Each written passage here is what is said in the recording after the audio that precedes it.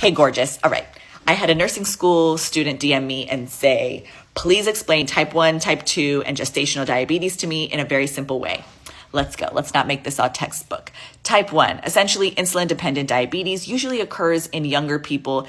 The exact etymology is not necessarily understood, but we do know that type 1 can result from an autoimmune disorder, from a virus, or just genetics. Type 2, non-insulin dependent. Why is it non-insulin dependent? Because in this case, the body goes, chalk to the hand. I don't even want to talk to insulin. I'm so over them. Like, I can't even. They're insulin resistant, essentially.